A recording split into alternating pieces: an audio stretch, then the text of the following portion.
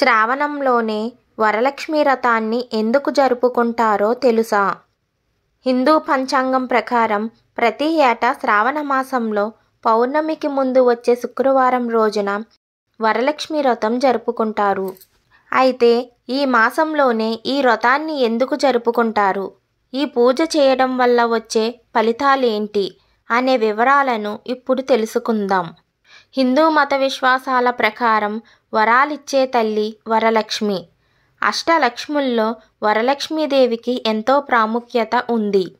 వివాహిత మహిళలు నిత్య సుమంగలిగా ఉండేందుకు వరలక్ష్మి వ్రతం తప్పనిసరిగా ఆచరిస్తారు. ఈ నేపథ్యంలో ఈ ఏడాది ఆగస్టు 16వ తేదీన వరలక్ష్మి వ్రతం వేడుకలను జరుపుకోనున్నారు. ఈ వ్రతాన్ని ఆచరించడం ద్వారా లక్ష్మీదేవి అనుగ్రహం తమపై శాశ్వతంగా ఉంటుందని చాలామంది నమ్ముతారు. సంపదకు దేవత అయిన లక్ష్మీదేవిని ప్రసన్నం చేసుకోవడానికి, తమ కుటుంబం సంతోషం శ్రేయస్సు కోసం ఈ వ్రతాన్ని ఆచరిస్తారు. అయితే వరలక్ష్మి వ్రతాన్ని వివిధ ప్రాంతాల్లో వివిధ రకాలుగా ఆచరిస్తారు. ఈ సందర్భంగా ఈ వ్రతం ఆచరించడం వల్ల కలిగే ప్రయోజనాలేంటి, శ్రావణంలోనే ఈ వ్రతాన్ని ఎందుకు ఆచరిస్తారనే ఆసక్తికరమైన విషయాలను ఇప్పుడు తెలుసుకుందాం.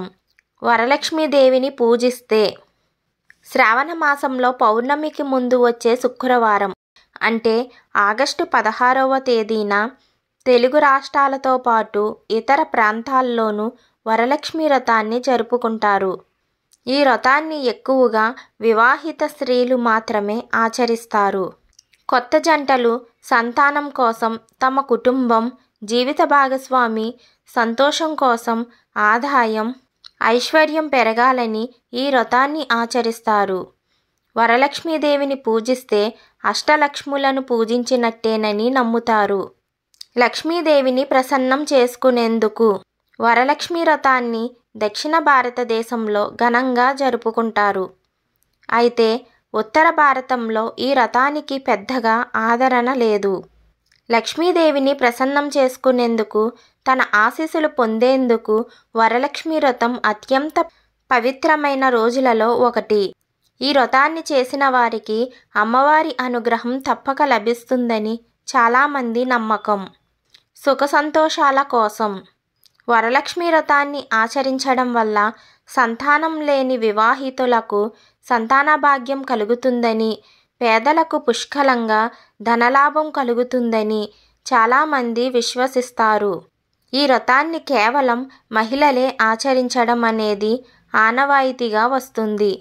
వరమహాలక్ష్మి వ్రతాన్ని ఆచరించడం వల్ల ప్రతి ఒక్కరి జీవితంలో సుఖ సంతోషాలు పెరుగుతాయి, కష్టాలన్నీ తొలగిపోతాయి. వరలక్ష్మి వ్రతం రోజున అమ్మవారిని భక్తి శ్రద్ధలతో, నిజమైన విశ్వాసంతో పూజించిన వారికి ఎలాంటి క్లిష్ట పరిస్థితులనైనా సులభంగా ఎదుర్కోవచ్చు. అంతేకాదు తమ జీవితంలో కష్టాలన్నీ తొలగిపోయి సుఖ సంతోషాలతో జీవిస్తారు. అంతేకాదు ఈ వ్రతాన్ని ఆచరించిన వారికి తమ వ్యక్తిగత జీవితంలో డబ్బు కొరత అనేదే ఉండదు. పూజా విధానం.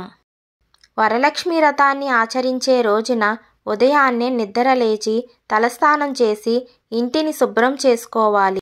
ఆ తరువాత పూజా గదిలో బియ్యపు పిండితో ముగ్గు వేసి కలశం ఏర్పాటు చేసుకోవాలి. లక్ష్మీదేవి ఫోటో లేదా విగ్రహాన్ని సిద్ధం స్త్రీ చేసుకుని పూజా సామాగ్రి, తోరలు, అక్షింతలు, పసుపు గణపతిని సిద్ధం చేసుకుని ఉంచాలి.